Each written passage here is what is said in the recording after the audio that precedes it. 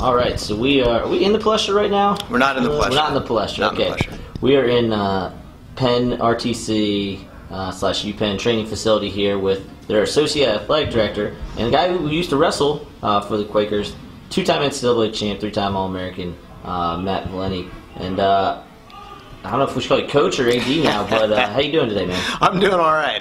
The guys still call me coach sometimes, so either one works. Are you still able to roll around? I know that being an AD it might be a little different, but you still able to roll around with the guys? Schedule's a little bit tough, but I do try and get into the RTC every once in a while. And I've been on the mat a couple times in the last few weeks. Very cool. So the reason I wanted to get an interview with you here is because I feel as though wrestling fans don't always get to know the stuff behind the scenes, right? How do we get more money in our programs? How do we get better compliance? How do we get more fans? And I feel like having an AD or at least associate AD will kind of help that out. So I wanted you to maybe talk a little bit about your day-to-day and how it's maybe changed your perception of wrestling and maybe other sports too. Sure. So I guess the best place to start is just kind of what it is I do here at Penn right now. So I'm an associate athletic director. At the moment, I oversee sports performance, student development, and a number of sports. And essentially, all of the areas that fall under my purview and supervision here at Penn are athletic training, strength and conditioning, sports psychology, relationship, Penn sports medicine, nutrition. That's on the sports performance side. And then on the student development side, it's our academic services, career development, mentoring program, all of those pieces of what we do. I also oversee our relationship with admissions and financial aid as well.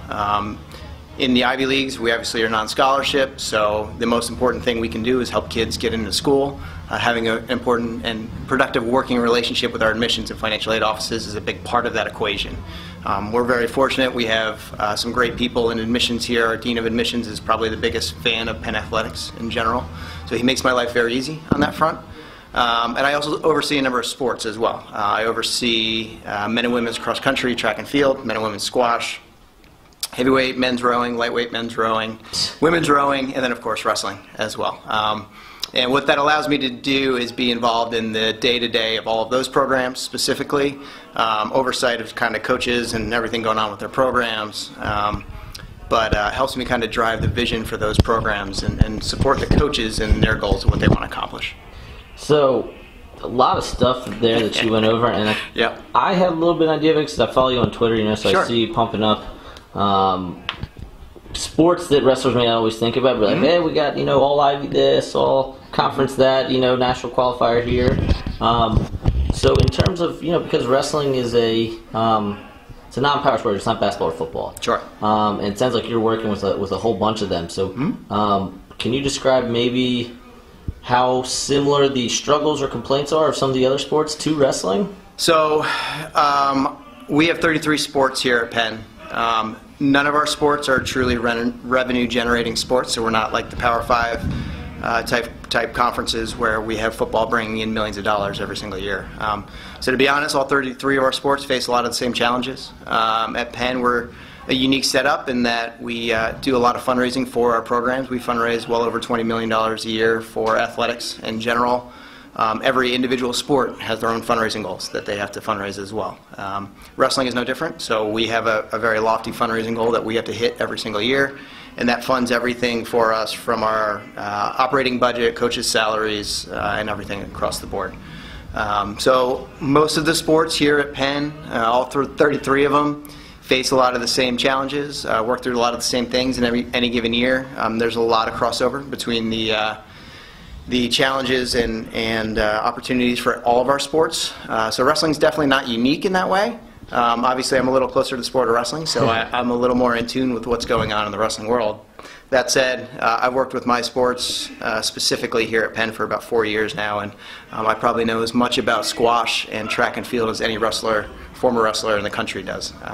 So it's been a unique opportunity for me to learn a lot about these other sports, and it's been somewhat comforting to know that wrestling's not alone in a lot of the challenges that we face nationally, and that a lot of our peer sports across the country are dealing with a lot of the same things, and there's a lot of creative solutions being shared across the board within Penn. That's awesome to hear, and kind of another thing for me is wrestling is, or it can be at least, a smart kid sport, right? You guys are doing very well right now. Princeton has been coming up. Lehigh has always been a very good school. Northwestern has a lot of very, very talented guys. All-American. Stanford. what's it like kind of, I know you mentioned obviously Ivies are non-scholarship, Sure. But kind of being in that realm of you're dealing with this very macho sport, but it's a lot of brainiacs too. Sure. So I think it's been a little bit of a transition in the sport of wrestling over the last decade or two. We are seeing a lot more of academic-focused wrestlers. I think part of that for amateur sports like wrestling and some of the other sports is while there is Olympic competition post-college career, it's not something that's open to everybody. Not everybody can be an Olympic hopeful. Not everybody can compete on that level, and that goes for a lot of our sports.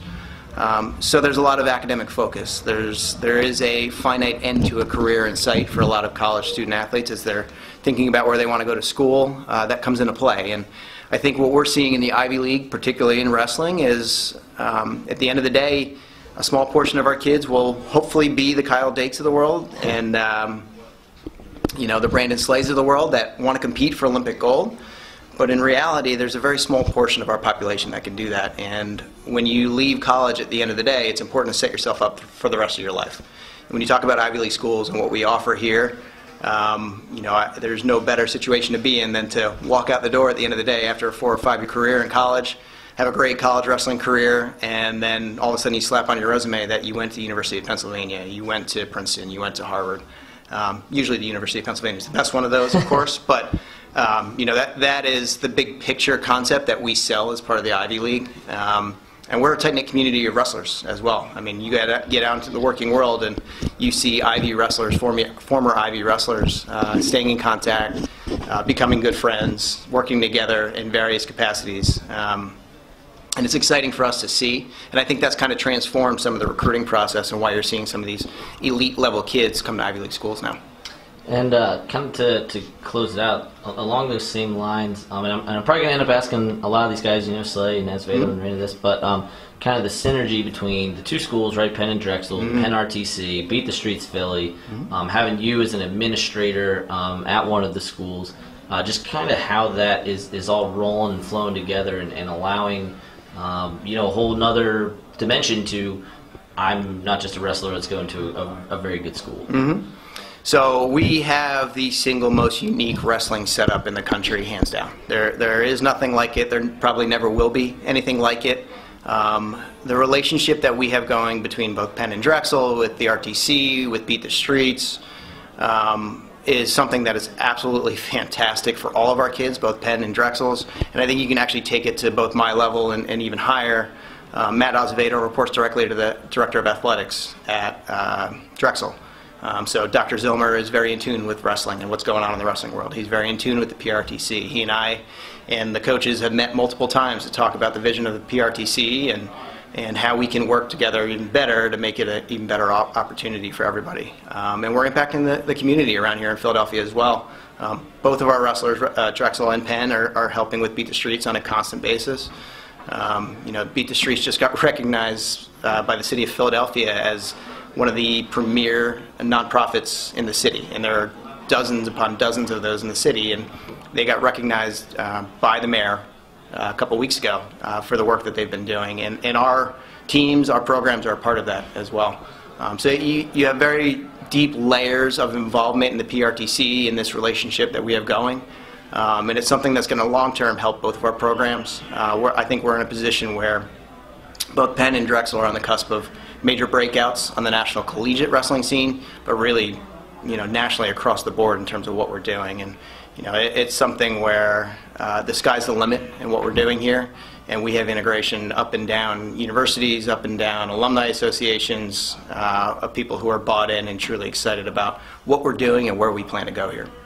That's a lot of great stuff, and again, really appreciative of you giving us your time. Sure. As I said, it's cool to see a wrestler in an administrative role and helping to further along our sport. So thanks a lot for your time. Thank you, guys. Appreciate it.